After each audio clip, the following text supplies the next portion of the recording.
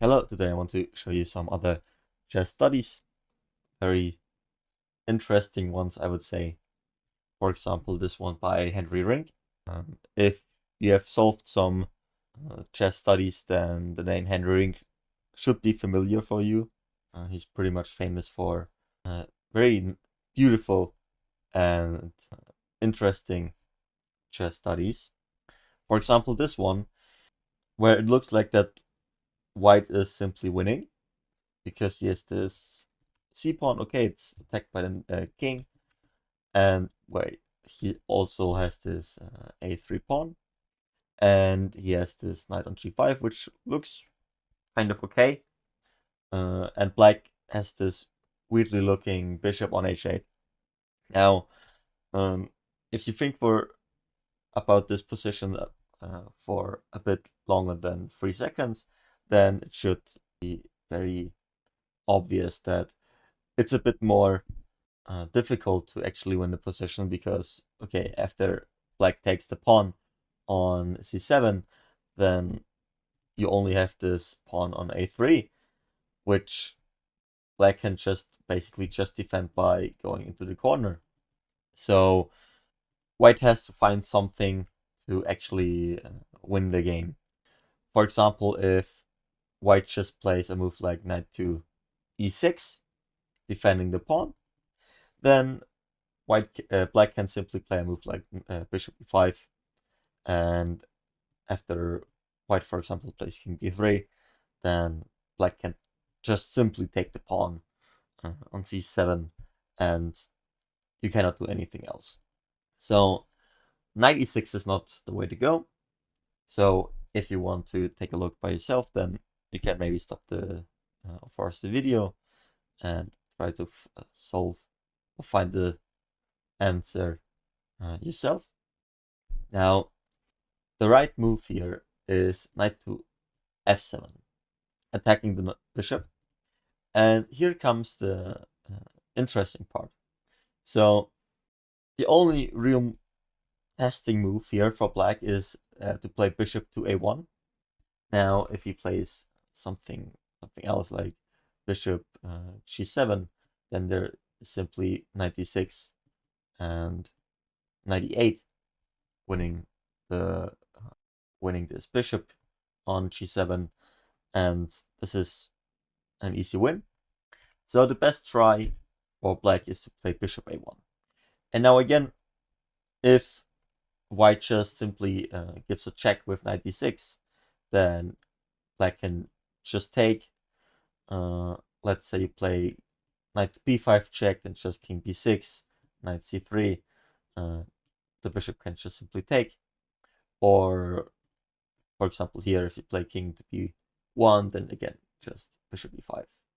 And again, there's nothing that you can do. So you have to play king to b1. And now something very interesting happens. Now again, if bishop, for example, back to g7, then knight d6 with knight e8 wins. If the bishop goes, for example, to c3, then knight d6, the king again has to take, and knight b5 wins the bishop. Bishop f6, knight d6, and knight e8 again wins the bishop.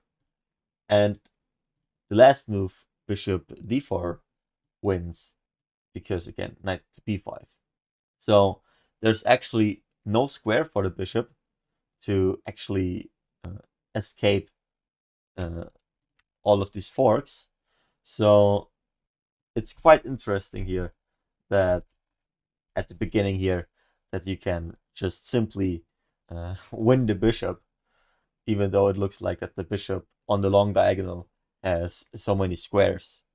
In the next position here, we have a familiar looking position, again with a king on, not on c2, but on f2, and this bishop on a8, which again looks like that we can trap it, but on the first glance it looks like that the position is much simpler, because you can simply play f6, right? Then after, for example, king to e6, then there is knight to c7 check, king takes c5, and now knight takes a8. But there's a problem, because theoretically, black can play this move king to d4, and there's no win for white. So let's say knight to c7, let's make some moves. Knight to a6, for example, king takes b3, and so on. Then there's no win here. So after b3, we can try, but at least here we have to give up the knight here, and this is a draw. So it's not as simple as that. So again, maybe pause the video and try to find a solution by yourself. Now, the solution looks fairly familiar. Knight to c7. But here there are a few more possibilities. So let's say black just takes on f5, then okay, then we just take on a8. And after king to e6, knight to b6 wins. If the bishop goes to b7, then we have f6. Now we go king d7, and then e6. And this is the winning idea. And after f takes e6, white can play f7. Black has to stop the pawn, but there is knight to, or knight takes e6, and again there is this fork on d8. Pretty much the same thing happens after bishop to c6. Here, after knight d8, white gets the bishop, and this is winning for white. So again, the best try for black is to play bishop to h1, and after king to g1, again, only move to win here. Here, we can just, again, simply go through all of the possible moves here. So let's say black plays bishop to e4. This looks fairly normal, right? This looks like a good try. But here comes f6 check, king d7, and again this idea with e6.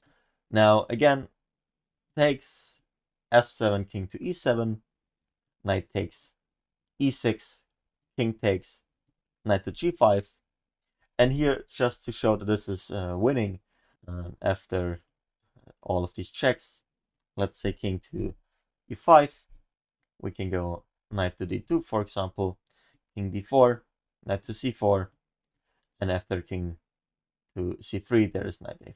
And this is obviously winning. Now, let's say black plays bishop to b7, then again we have the same solution as before. The same thing happens after bishop to c6, just to show it once again. So the only other try is to play king to d7. And now, maybe if you have not solved it by now, you can try to solve it, or you can solve the rest of the study here. The only winning move here is to take on h1. Now, if you try to play e6 check, then black can take on e6. And if you now try to play f6, then you lose because of bishop to d5. And you cannot do anything here. Either black gets the bishop, the pawn on b3, and you cannot take here, obviously, because after he takes, black has these two passed pawns, and you cannot defend this. So king takes h1 is the only move here, and after king takes, now there comes e6. For example, if king d6, then just e takes f7, king e7, and f takes g6. And if, for example, f takes e6, then obviously f takes g6 wins, because white cannot stop this, or black cannot stop this white pawn from promoting. Now for the last composition for this video, I've picked the study or the composition, whatever you want to call it, from Vladimir Vukovic, which does not look any familiar like the two compositions that we have seen before, but the idea is kind of similar. Now, finding the first move is not so difficult, because if you play a move like a7, then just king b7. If you play a move like f4, then g takes f5, and there is not really anything that you can do. And this is just a draw. So the only move that looks like you could get anywhere is with knight to c3. Now, again, there's not really much that black can do, but the best try to test white is to take on f5, e7, and forking the bishop and the king. So black has to play f4, basically. There's no other move. And as you can see, the black bishop does not have any square available here. As we said, black bishop cannot go to g6 or g8, or to f5 because of knight to e7 check. e4 is not available because of the pawn on f3, and he cannot go to d3 because of knight to b4 check, and he cannot go to c2 or b1 because of the king. So how does white make any progress here? Because again, if white just makes any move, let's say a7, just king b7, if knight b4 check, then king b6, if you take on f4, then this is a draw. The table base even suggests that king b5 is also just a draw, because if you take on h7, king c4, and actually if you just go here, king d3, king d1, e2, yeah, this is, as you can see. So after f4, it does not look very clear how white wins this exactly. But if we just remove all of those and think about what black could play if it is black to move, then you maybe find the answer more easily, I would say. Now, if it would be black to move in this position, then you could maybe see that the only move that black can play is e2. Because as we have seen, the bishop cannot move. f5 does not help in any way. And moving the king is not a possibility, because then the pawn will promote. So e2 would be the only move that he could play. So we have to lose a tempo. How do we do that? By going to king to d1. Now, if he plays e2, then he's just making stuff easier for us. So bishop e1 is still the best test for white, or the best testing move by black here. Now, you can, or the easiest way just to play king is to play king e2. Bishop goes back to h7, king to e1.